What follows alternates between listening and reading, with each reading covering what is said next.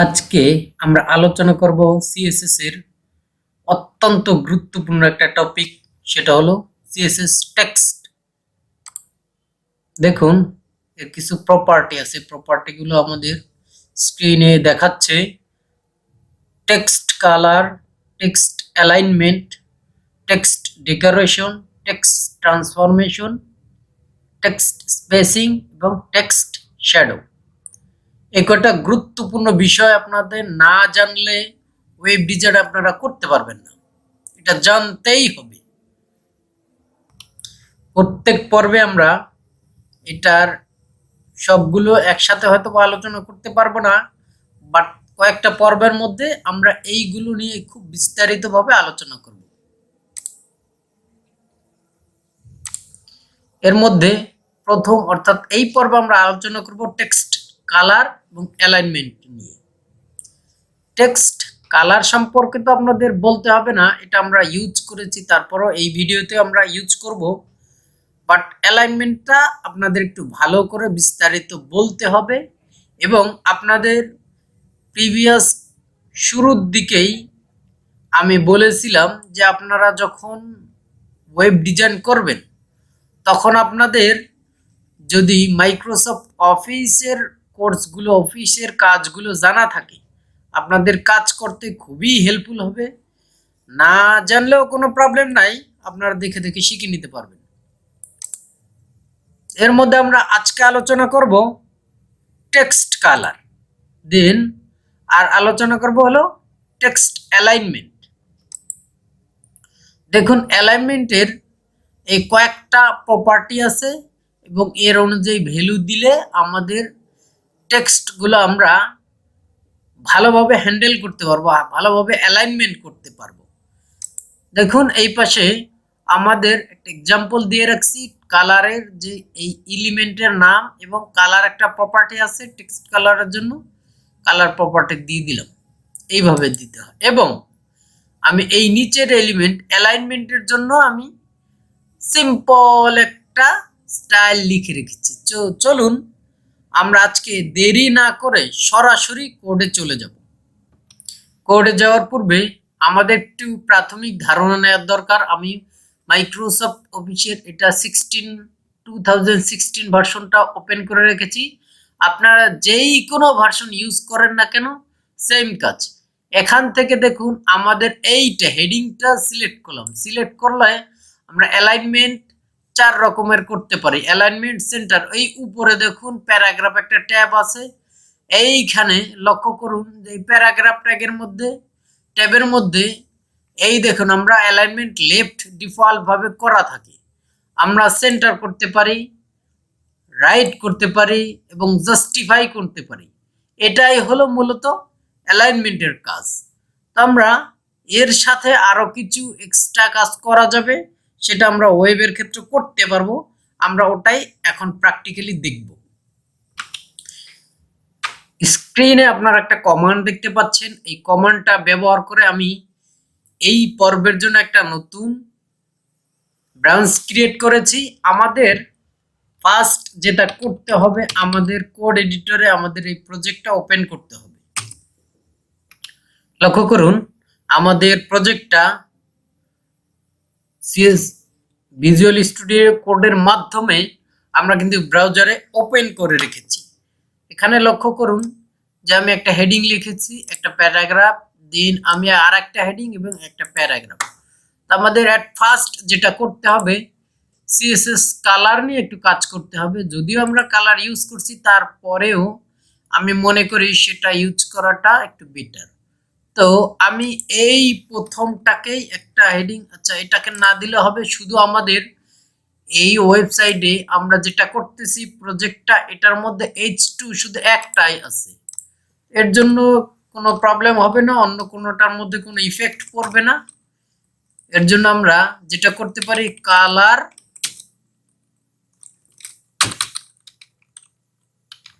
Okay red দিয়ে দিলাম, হেক্সা colour use করে রেড দিলাম। আমাদের এইখানে দেখুন সিএসএস কালার রেড দেখাচ্ছে, এটাই আমাদের টেক্সট কালার। এইটা মূলত গেল একটা টপিক।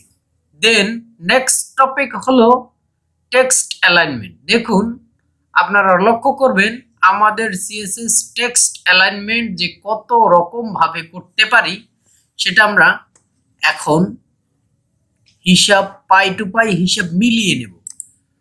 আমাদের এইটার উপরে একটু কাজ করি, এই সিএসএস প্যারাগ্রাফ পি ট্যাগের উপরে।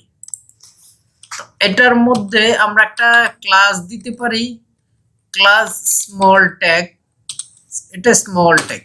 ওকে, এটাকে আমরা ধরবো, পি এর মধ্যে যেটা স্মল আছে সেটাকে আমরা বলবো।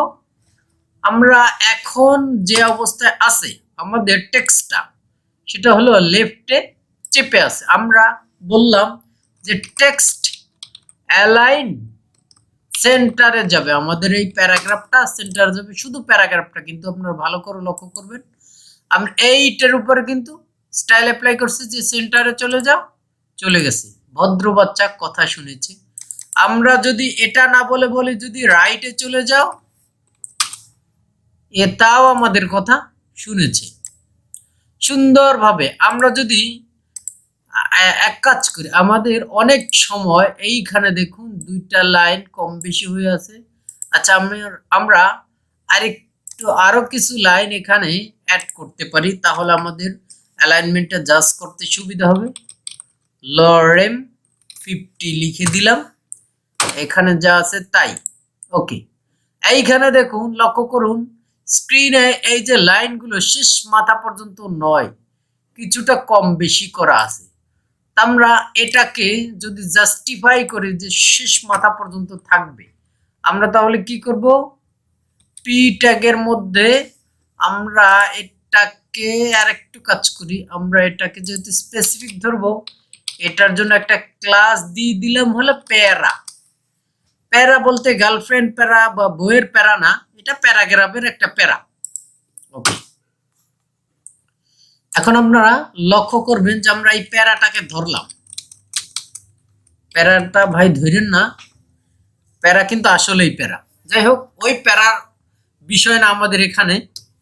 এখানে আমরা যেটা করব টেক্সট অ্যালাইন জাস্টিফাই, জাস্টিফাই দেওয়ার সাথে সাথে দেখুন আমাদের এই পাশ থেকে এই পাশে সুন্দরভাবে লেগে আছে কিন্তু প্যারাগ্রাফটা। এটাই আমাদের জাস্টিফাই প্যারাগ্রাফের হলো একটা রিয়েল এক্সাম্পল।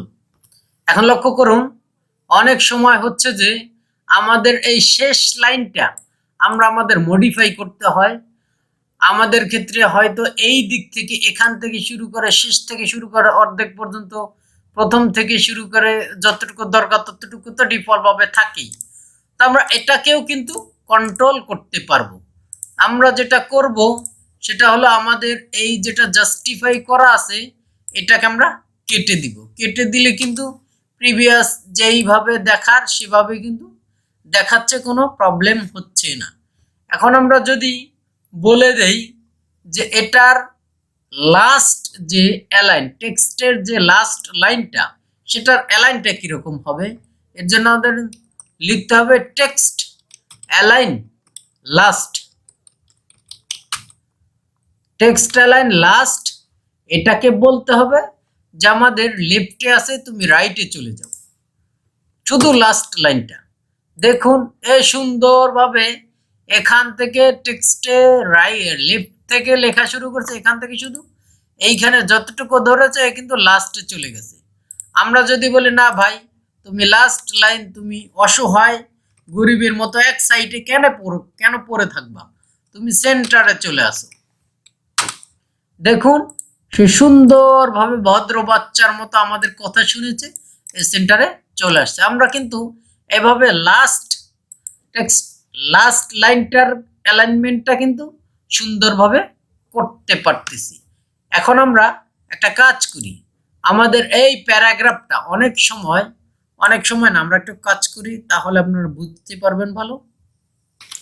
এখন লক্ষ্য করুন আমি কিন্তু একটা অনেক সময় আপনাদের দেখা যাচ্ছে আপনারা যখন ওয়েব ডেভেলপমেন্ট করবেন, ডিজাইন করবেন, আপনারা কাজ করতে করতে ফরেন কান্ট্রির সাথে কথা হলো যে ফরেন কান্ট্রির কাজ করবেন, আপনারা করতেছেন।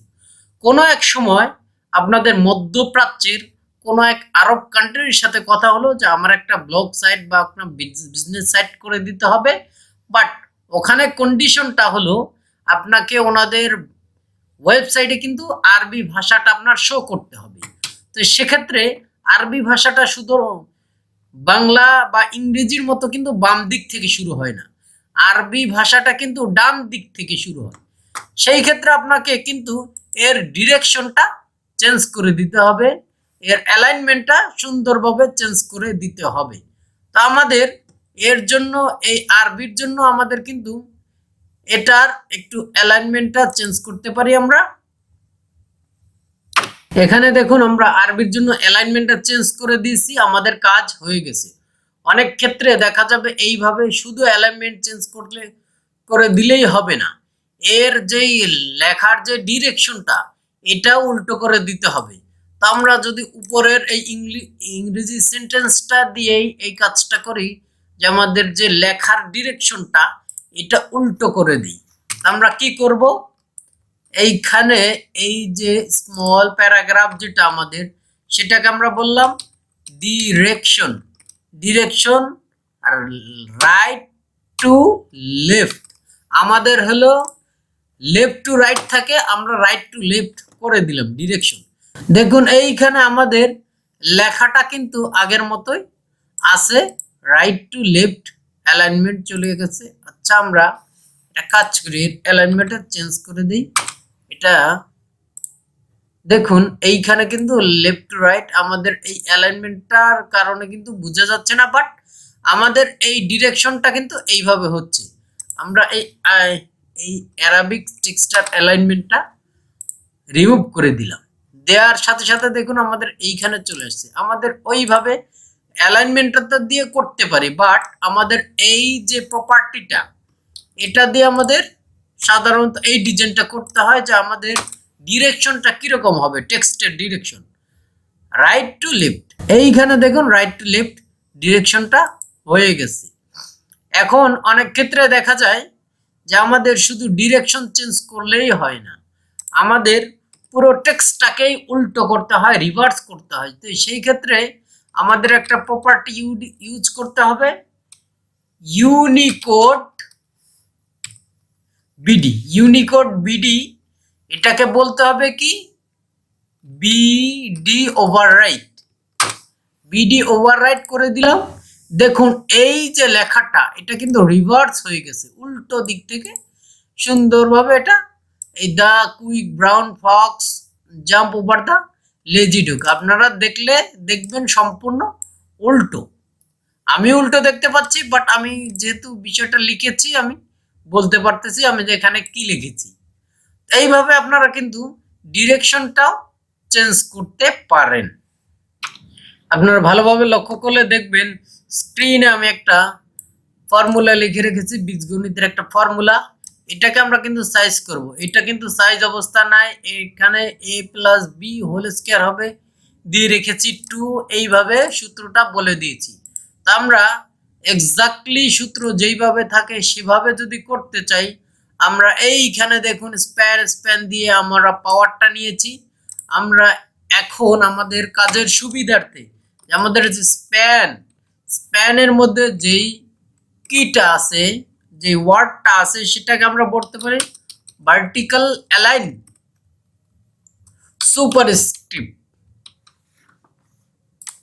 সুপারস্ক্রিপ্ট বলার সাথে সাথে এ দেখুন সুন্দরভাবে এ কিন্তু পাওয়ারে চলে আসছে।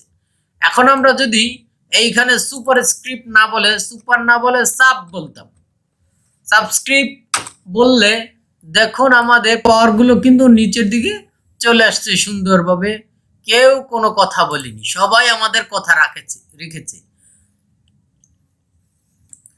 আমরা যেটা বলতেছি এ কিন্তু সে তাই করে।